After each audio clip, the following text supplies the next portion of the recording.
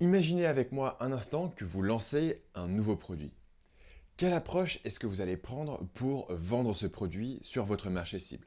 La plupart des entreprises vont prendre une approche traditionnelle, où vous allez lister les différentes fonctionnalités de votre produit, vous allez lister ses avantages et vous allez le comparer favorablement à ses concurrents. Une autre approche, c'est ce qu'on pourrait appeler l'approche minimaliste, où vous allez, à la place de lister toutes les fonctionnalités, choisir un élément majeur de différenciation et concentrer votre message marketing sur cet élément unique. Et Apple est très bon là-dessus. Ils sont très bons pour identifier et pour exploiter un élément de différenciation majeur dans leurs produits pour leur permettre de se positionner sur un marché. Et dans cette vidéo, on va prendre un exemple, on va prendre une pub de 29 secondes qui a été publiée en 1984 pour promouvoir le Macintosh et on verra comment cette pub est un très bon exemple de ce principe de marketing minimaliste et ensuite je vous donnerai quelques autres exemples et je vous expliquerai comment vous pouvez utiliser la même idée dans votre business, même si vous vendez des produits de e-commerce, si vous vendez des formations ou même si vous vendez des prestations.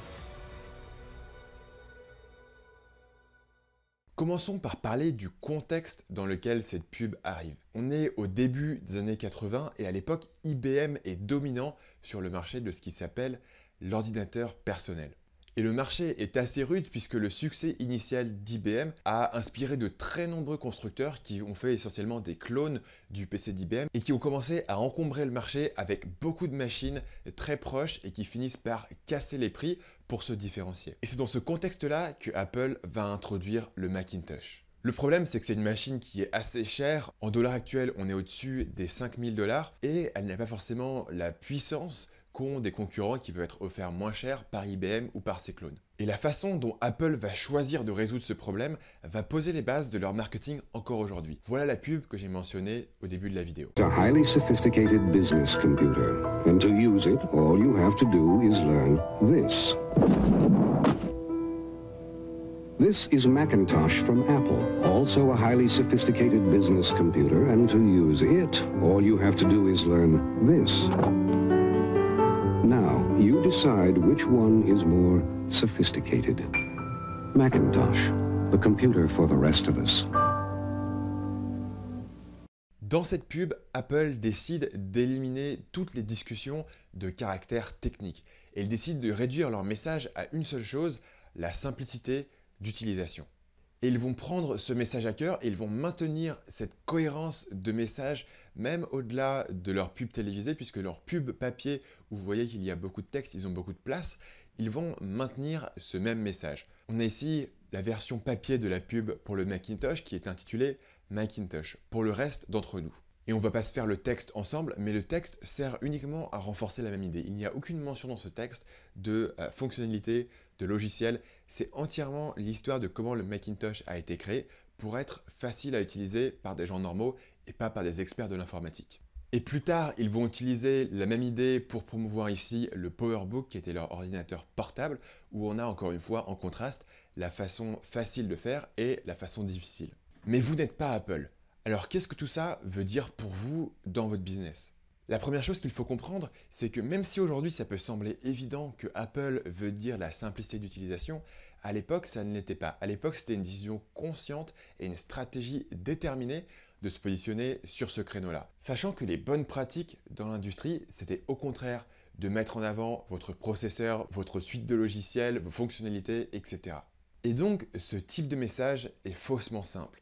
Ça veut dire qu'il a l'air plus simple qu'il n'en est. En vérité, ce type de message demande beaucoup de réflexion, beaucoup de recherche sur le marché pour trouver l'angle parfait où vous positionnez. Et il demande un certain courage de privilégier un angle précis et de concentrer tout votre message marketing dessus comme un laser qui va se concentrer sur un point précis. Avant de terminer la vidéo, je voudrais vous donner d'autres exemples d'entreprises qui ont une approche similaire. Vous avez ici Airbnb qui a depuis quelques années axé son marketing entièrement sur l'idée de pouvoir habiter quelque part, d'avoir une maison où vous êtes chez vous. Et donc il n'y a pas mention sur Airbnb des autres avantages potentiels face à leurs alternatives que sont les hôtels. On pourrait penser par exemple au coût, à la flexibilité, au nombre de choix. Tout ça est éliminé en faveur d'une chose, être chez vous. Un autre exemple, c'est l'application Freeletics qui se différencie sur le marché très concurrentiel des programmes sportifs et des applications de musculation en accent sur l'idée de votre programme personnalisé. Et tout leur site, tout leur marketing est centré autour de cette idée de la personnalisation. Et pour finir avec un exemple complètement différent, si vous prenez l'exemple d'un YouTuber comme Antoine Blanchemedon qui publie une vidéo par jour sur des sujets très variés, il a choisi de donner une unité à son message en mettant en avant l'idée de liberté. Donc pour résumer cette vidéo en une phrase, il est facile de lister les fonctionnalités et les avantages de votre produit. Ce qui est difficile, c'est de comprendre exactement quel est le besoin profond que vous allez résoudre et d'avoir le courage d'éliminer le superflu et d'aller à l'essentiel.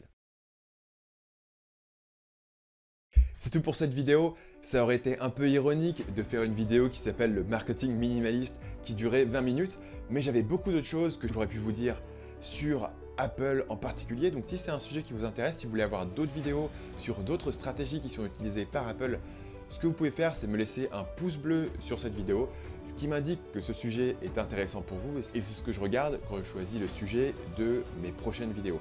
Évidemment, si vous n'êtes pas encore abonné, abonnez-vous en cliquant sur le bouton qui se trouve à gauche. Je fais une vidéo chaque semaine où j'analyse des stratégies marketing d'entreprises à succès. Et si vous voulez apprendre comment créer un site web qui soit persuasif, qui soit efficace en termes de capture de prospects et en termes de vente, j'ai créé une formation gratuite pour vous qui s'appelle le guide ultime du site web persuasif qui est disponible en cliquant sur le bouton qui se trouve en dessous de moi. Cette formation est complètement gratuite, il n'y a même pas d'upsell et il n'y a même pas d'inscription obligatoire. Donc allez-y en cliquant le bouton qui se trouve en dessous de moi. Et bien sûr, on se retrouve la semaine prochaine pour une nouvelle vidéo. À la semaine prochaine.